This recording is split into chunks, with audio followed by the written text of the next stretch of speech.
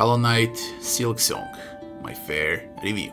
After nearly a decade of waiting, Hollow Knight Silksong is finally here. It's been out for a few weeks now and I managed to finish it. I didn't rush, I took my time, explored every corner, every secret, all while juggling an extra job and a limited playtime. So I had a different perspective for the very first time in the last 8 years. So this review isn't from a hardcore speedrunner perspective anymore. It's from someone who could only dedicate weekends and a couple of hours on weekdays. I finished my first run at around 91-92% completion. To hit 100%, I needed to farm rosaries and buy every item in a game, and I decided I don't have time for it, so I just finished the game on 92%. But I already experienced all bosses, upgrades, secrets, and all side quests in the game. With that said, let's break down Silksong and review this game properly as it deserves.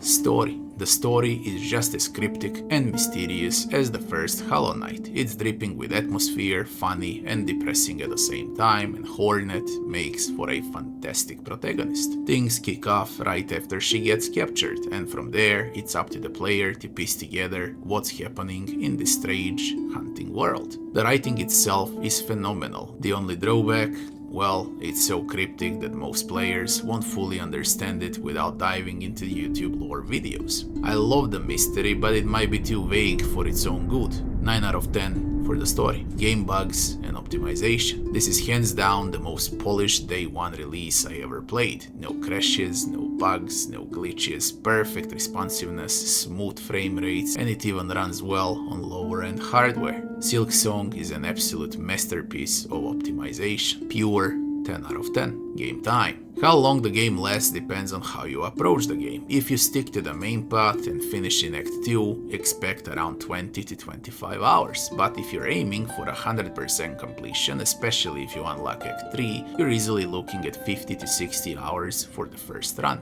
Much of this extra time comes from tedious fetch quests, which involve collecting dozens of items and delivering them across the map.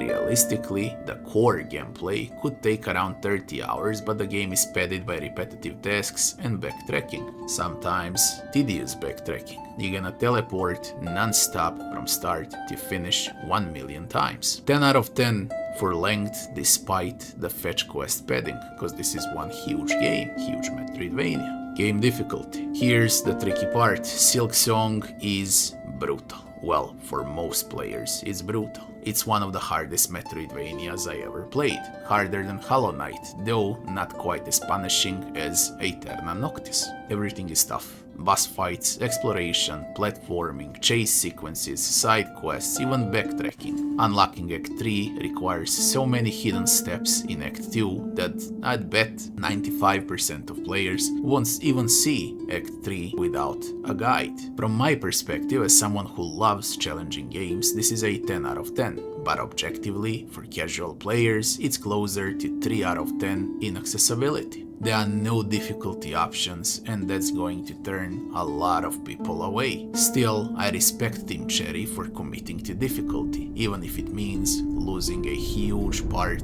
of the audience and making another huge part extremely pissed off. From my perspective, this is a pure 10 out of 10. Maps and graphics. The world design is incredible. Every biome feels handcrafted, packed with secrets and clever puzzles. From the filthy sewers of bile water to snowy peaks, crumbling castles, dungeons, and underground caves, the variety is just staggering. The art is gorgeous, animations are silky smooth, and Hornet controls like a dream. Not a single pixel is wasted. This is one of the best designed Metroidvania worlds that I ever played. Everything is interconnected in many ways. Pure 10 out of 10. Gameplay. At its core, this is still a Souls-like Metroidvania, but compared to Hollow Knight, everything is faster and sharper. Hornet moves and fights at high speed, and enemies are designed to match that intensity. The gameplay loop is classic Metroidvania. Defeat a boss, gain a new ability, like dash or double jump, then use it to backtrack and unlock new areas. Multiply that across 15 to 20 biomes, and you get a massive interconnected world that constantly rewards exploration. However, there are major issues. Fetch quests. Far too many, often requiring dozens of items to collect and deliver. Rewards are minimal compared to effort, and backtracking interrupts the gameplay flow non-stop.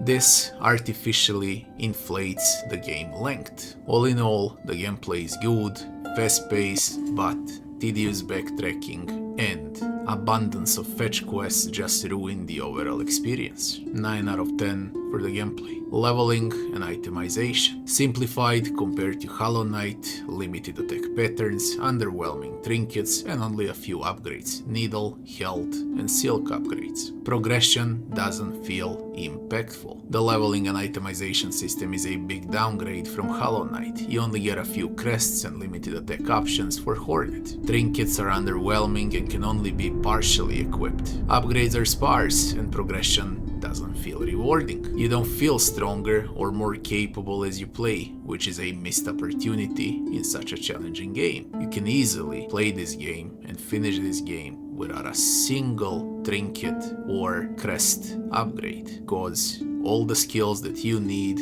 are in your hands and on your gamepad, and all the bosses require the similar approach. 8 out of 10 for leveling and itemization. Npcs and Enemies. NPCs are hilarious, memorable, and often more charming than the bosses themselves. Bosses are challenging and varied, but NPCs, they just steal the show. From Fleas and their Fleetopia to Chakra and all other NPCs, you don't know who's funnier and more memorable in Silksong. There is an incredible enemy variety in the game as well, over 50 bosses including main, side and hidden bosses, and a huge roster of enemies across the world. Not quite as polished as Hollow Knight, but still excellent. 10 out of 10 for NPCs and Enemies. Music and sound.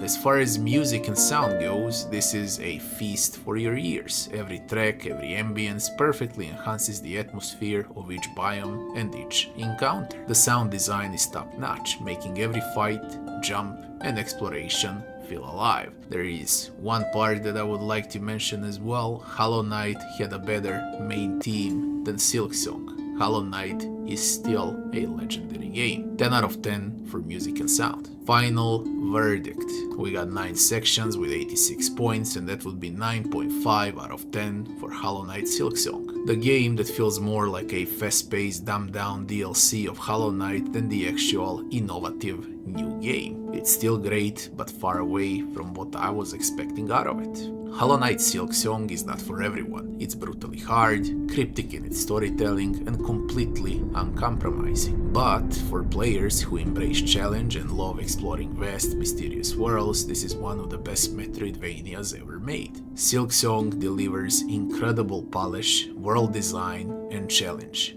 But fetch quests, there are way too many, disrupting the core gameplay experience. Backtracking. Repetitive and tedious, breaking immersion of the game. Act 3 unlocking, overly complex and time-consuming, frustrating a lot of players. Millions cannot play this game because of its absurd lack of difficulty options. Leveling and itemization, simplified system, limited trinkets, and lack of upgrade variety reduce progression depth. In short, while Silksong shines in many areas, these issues prevent it from fully living up to the hype and make it a 3 out of 10 Metroidvania for a casual player and very close to 10 out of 10 for Metroidvania veterans. My objective score of the game is 9.5 out of 10. From the side of a casual player, I would not give it more than 3 out of 10. My personal opinion about this game is like 9.3, 9.4 out of 10. Overall,